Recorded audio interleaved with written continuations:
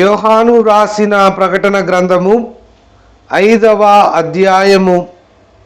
మరియు లోపటను వెలుపటను వ్రాత కలిగి 7 ముద్రలు గట్టిగా వేసి ఉన్న ఒక గ్రంథము సింహాసనమునందు ఆసీనుడయ్యుండు వాని కుడి చేత చూచితిని. మరియు దాని ముద్రలు తీసి ఆ గ్రంథము విప్పుటకు యోగ్యుడైన వాడెవడని బలిష్ఠుడైన ఒక దేవదూత బిగ్గరగా ప్రచురింపగా చూచితిని. అయితే పరలోకమందు గాని భూమి మీద గాని భూమి క్రింద గాని ఆ గ్రంథము విప్పుటకైనను చూచుటకైనను ఎవనికిని శక్తి లేకపోయెను.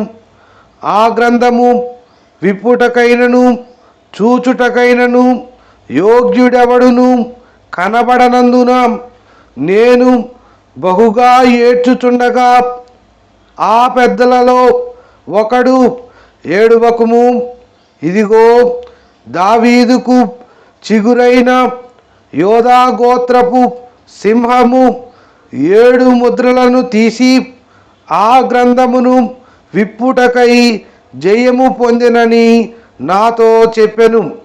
మరియు సింహాసనమునకును ఆ 4 జీవులకును పెద్దలకును మధ్యను వధింపబడినట్లుండిన గొర్రెపిల్ల నిలిచియుండుట చూచితిని.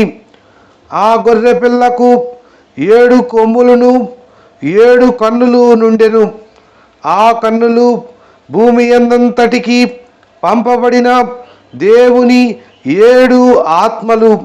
ఆయన వచ్చి సింహాసనమునందు ఆసీనుడయ్యుండు వాని కుడి చేతిలో నుండి ఆ గ్రంథమును తీసుకొనెను.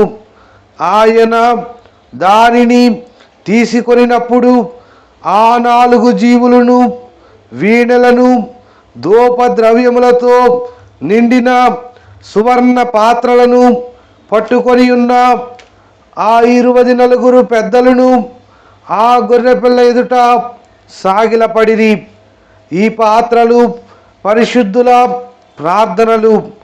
ఆ పెద్దలు, నీవు ఆ గ్రంథమును తీసుకొని దాని ముద్రలను విప్పుటకు యోగ్యుడవు, నీవు వధింపబడిన వాడవై నీ రక్తమిచ్చి ప్రతి వంశములోను ఆయా భాషలు మాట్లాడు వారిలోను ప్రతి ప్రజలోను ప్రతి జనములోను దేవుని కొరకు మనుష్యులను కొని మా దేవునికి వారిని ఒక రాజ్యముగాను యాజకులను గాను చేసితివి గనుక వారు భూలోకమందు ఏలుదురని క్రొత్త పాట పాడుదురు. మరియు నేను చూడగా సింహాసనమును జీవులను పెద్దలను ఆవరించి ఉన్న అనేక దూతల స్వరము వినబడెను. వారి లెక్క కోట్ల కొలదిగా ఉండెను.